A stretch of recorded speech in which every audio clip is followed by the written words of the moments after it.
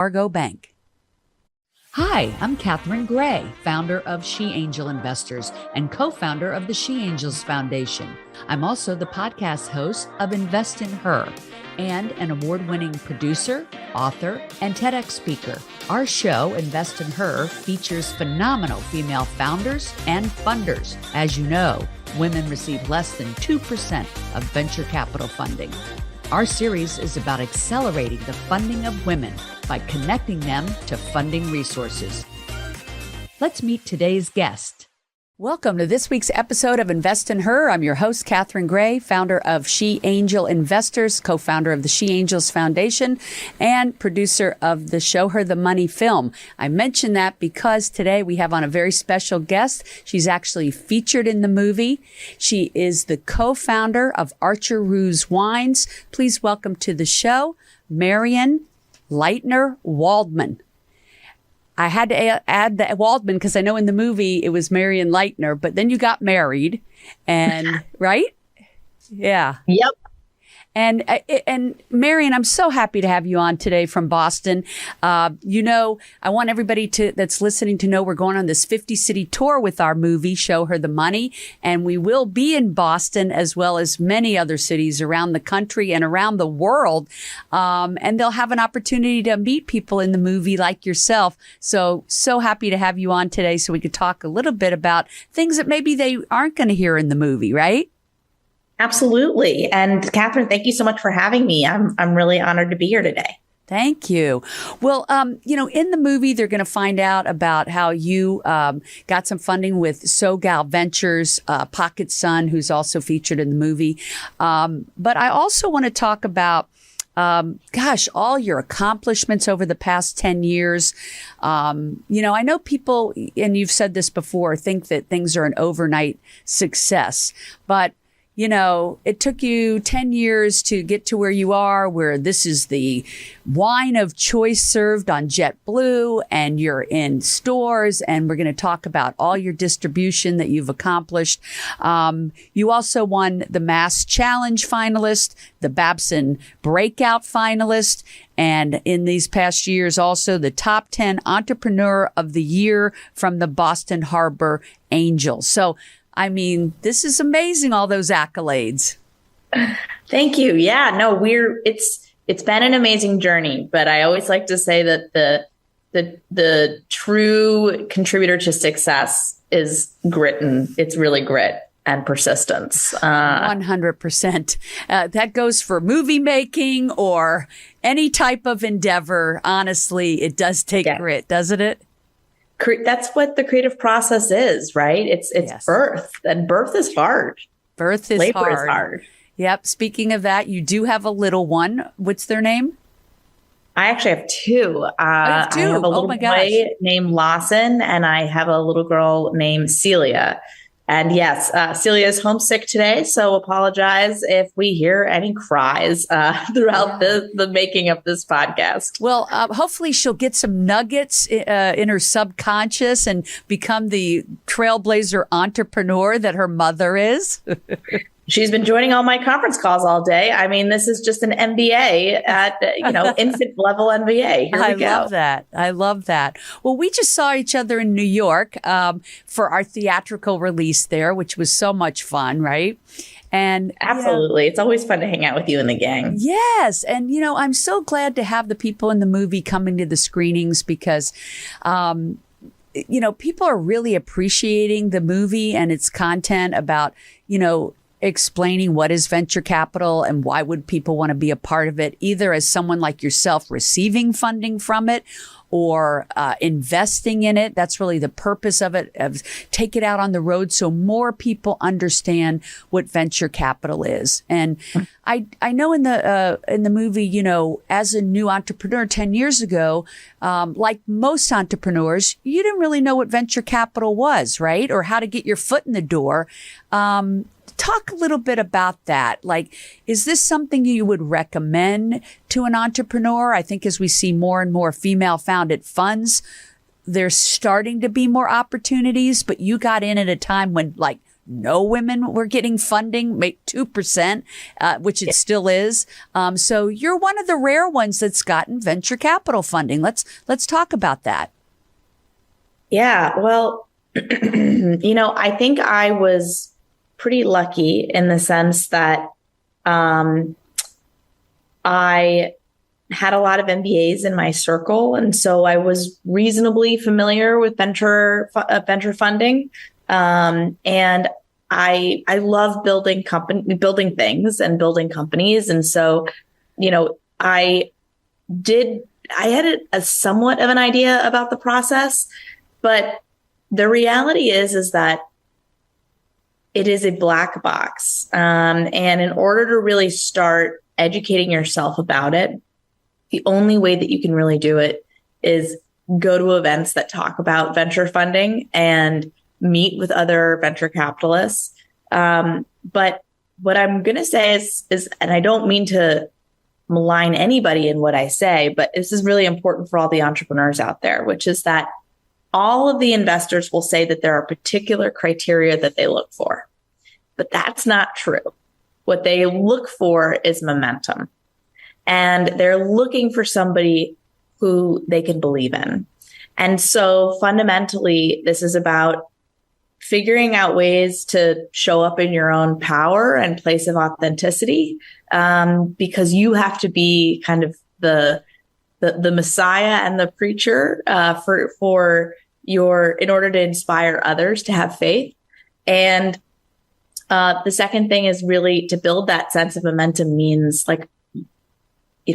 I would find out where some of these investors lived in their neighborhood, and I would target building distribution there. So they felt like I was everywhere. And so there are just little things that you have to do in order to make people recognize and feel your vision. And that's there isn't a science to it, but I think that's fundamentally how women and people of color have to think differently. Absolutely. Really strategic. I mean, Yes. That sounded so smart, that strategy that you implemented. And I want to talk about, this is something we don't talk about in the movie. And I find it really fascinating about your business, about how you decided not to do your own winery, your own vineyard, but that you created the Traveling Vineyard. Let's talk about what that is, because it really, I think, sets you apart. Besides the fact that you started, the canned wines, which, is so wonderful for, so many, especially women wine drinkers out there, that they have that option, like you said, on the ski slopes or anywhere, to be able to get a canned wine, or on a plane now, makes so much sense. But why you have such a great quality wine, tell me about the Traveling Vineyard. Let's talk about what that looks like. Yeah. So I think fundamentally what we have to remember about the wine industry is one of the things that makes this whole thing kind of painful for a lot of consumers is that they're told all the time that they can't trust their tastes, that they don't know enough about wine in order to make decisions. That's not true in whiskey, though, man, that aisle, it can be confusing. It's not true in beer, though we have so many options. And the difference is that they build true consumer brands that focus on what the consumers want and need. And they speak in a language that they understand. So even though there are a ton of options, the consumer feels empowered to pick the choice that's right for them. Fundamentally, that's what I felt was missing in wine. Was wine companies didn't really market. I mean, they marketed in the same way, which was, let's talk about collecting wine. Let's talk about, let me sell you an idea of living on a vineyard somewhere, as opposed to, you like to drink wine. Let's put this in your life. Let's talk about the things that you care about. I start with that because it's really important in understanding why we built the model that we did, which was it informed that we wanted quality, we wanted transparency, but we also wanted to build a brand that could then cover a number of different countries and types of wine, because we were making a promise that our wine would always show up in a similar way. That's fruit forward, dry, transparent, high quality. And so in order to accomplish that, we had to invent a new way of doing business. And the fun thing about this was I love getting to know esoteric things and then understanding the different ways that they can be leveraged. And the thing about the wine industry is that it's mostly a B2B business. So somebody grows grapes and then they sell them to a winemaker. And that winemaker then will make wine and then he'll sell it to a distributor and so on and so forth. And eventually it gets to the end consumer. But one of the things that we found out as I dug into this was that there is more wine produced, there are so many mid-sized wineries that only operate at about 30% capacity because nobody will ever say no to building a vineyard in a rural area because it brings job and it brings tourism. So there's a lot of infrastructure that's sitting unutilized. And if you don't have a lot of capital, like I certainly didn't when we started Roose, we could create a new model. So rather than go out and either build a winery or buy bulk wine, which is, that's buying wine that's already been produced. What we wanted to do was be able to provide a consistent quality product to consumers year over year. So instead, we partnered directly with a winemaker. We basically through him or her got to know the vineyards in a region. We developed long-term relationships with those farmers and bought grapes directly from them. And then we rented capacity in these wineries. So, it's almost like a co-packer, but for the winemaking part of this. Wow, this is so brilliant. It allowed us to make these wines within 20 miles of where the grapes were grown. So we could really tell a story of the area. And we could do this the same way year over year. But it also gave us the flexibility to go to France, to go to Italy, to go to Chile, to go to Argentina. And again, bring this same philosophy about putting the consumer first. And then we could really focus on telling a story about the brand that would make wine more accessible overall. Well, first I was thinking how hard it was over those 10 years, but then you were going to France and Chile, and it sounded like you were kind of having some fun along the way. I definitely had fun. You're Nobody like me, gets if I into the can't have wine fun, business I don't want to play. Well, that is amazing. What a brilliant system. And I know you always pick things that were environmentally correct too, so when you're buying your wine, that you're standing behind an environmental product that, I think a lot means a lot to a lot of people. But so it's really about the taste, the quality, being environmentally safe, all of those things. And then, of course, the packaging in the can. So but the cool thing is that all ties together, right? Yes. Yeah. Because 70% of the wine industry's carbon footprint comes from packaging and supply chain. And so by reinventing that, we could lower the carbon footprint and at the same time still deliver a single serve, allowing you to have a better glass of wine without having to open up a bottle. It's brilliant. And no wonder it's taken off. A couple of questions, curious. Archer Roose, the name? Yeah, great question. So we really wanted to build a brand that stood for this transparency and quality and sustainability, but would also be a vehicle for storytelling. And so we created this character who traveled around the world on top of her moose, because isn't that how, everybody travels? But this way she could discover wine regions and tell people the story about it. And we like to think that each one of our cans is like a postcard of her travels. And the reason why, we do have this woman riding a moose is because we truly believe that wine, like life, should be full of whimsy and you can't take yourself too seriously. So we wanted to create something that was iconic, that was instantly memorable, that totally distinct. But again, would bring a smile to your face. So to us, Archer Roose really took on a life of her own and tells this story of being this kind of swashbuckling adventurer who gets to have all of, learn about all of these amazing wines and geographies. And in the process, you, the consumer, can learn about that too. And we we leverage that as the platform that Elizabeth Banks then gets to play in to really translate then how those wines show up in your life. I love that. And that, of course, was my next question about how and why Elizabeth Banks got involved. I think she's such a wonderful asset to your funny, humorous, awesome marketing.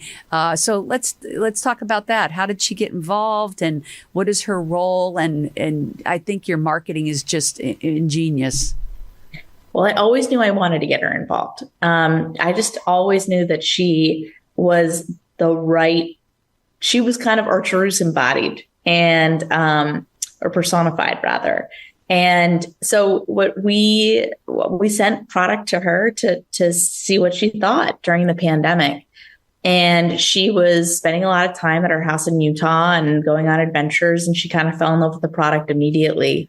And so we started talking, because getting into business together, as you know, it's like a marriage, right? Yeah. So you really have to get to know one another and make sure that you're in it for the good times and bad. And where I really lucked out was that I knew that she was a talented performer. I didn't realize what a smart, savvy businesswoman she was. And so I've gotten to really learn from her, which has been wonderful, and has really just made her a huge value add to the business. That's so awesome. And people have got to Google your ads. They're hilarious. And we have some of the clips in, of course, the Show Her the Money movie, which brings a lot of levity to the movie. So happy that we got to include that.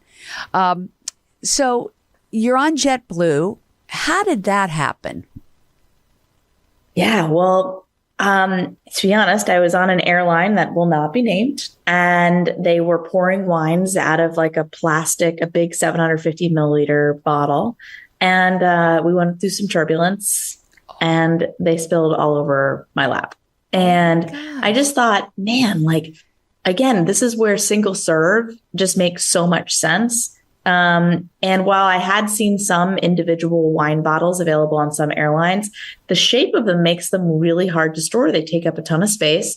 And frankly, given that glass isn't recyclable in 80% of the municipalities here in the US, it meant that when they were unloading catering stations, it wasn't necessarily sustainable in how things were being treated. So I reached out to the chief sustainability officer and I pitched them. And eventually I got connected to the procurement team. And through there, I got connected to a broker. And airlines take a while. It's a long process. But I was able to convince them that this was an interesting idea. And so they did a test.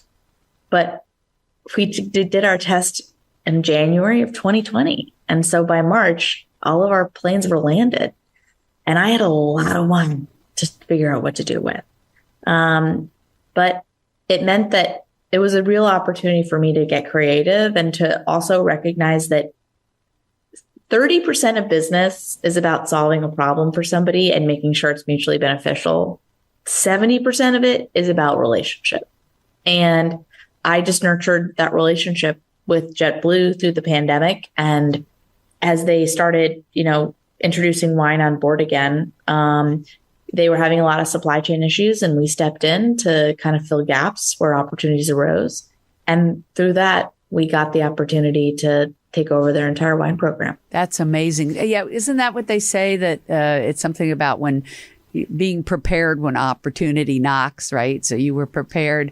I love that story. And what you said is so key to every entrepreneur that, and I think that's in everything you do in business, that it's 70% relationships. Totally. Whether it's raising money, building business, getting new clients, that's what it's about. And I think a lot of people don't understand that. It's kind of the missing link, Mm-hmm. And so things don't happen overnight, no matter if it's acquiring funding or new clients or whatever. And I think that's the thing that people have to understand, that things don't happen overnight. Like you said, it's taken you 10 years to build a business. It's taken us 10 years to really get to where we're launching our 50-city tour of our film. Everything takes time. And that's where we go back to the very first conversation, which is about grit, right? You got to have that grit to keep going. But it is important to have fun along the way. As much as we say grit and how hard it is and you got to get up and rebound, it is about also having a great time. But I can tell you really love your product, believe in your product. And I think that's a big part of the excitement that everybody else feels about it. My friends were just on JetBlue, sent me a picture of them holding up their Archer Roose. I loved it. I posted it. I think it's so cool. I just love that a woman has stepped in, made a new niche, and that it's taking off and being embraced by the general public. I see nothing but great things ahead for you. Oh, thank you so much, Catherine. Well, it's been such an honor to be part of this journey with you all. And I really, truly feel that we're part of a revolution. And, with capital comes not just a seat at the table, but an opportunity to be a decision maker. And that's ultimately what this is all about. Yes. And I love that in the film that it shows people, if they invest in venture capital like SoGal Ventures, who then invest in women like you, that this is what they get to be a part of, getting behind women like yourself that are game-changing innovators. So thanks so much for being on today. I know you've got a busy schedule. We appreciate you coming to us from Boston today. They can reach you on LinkedIn. Absolutely. You can reach me on LinkedIn or reach out to follow us on Instagram and send us a message at Archer Roose Wines. I would love to hear from you. Yeah, reach out to them, especially if you own an airlines or a company that needs wine distributed to it. Absolutely.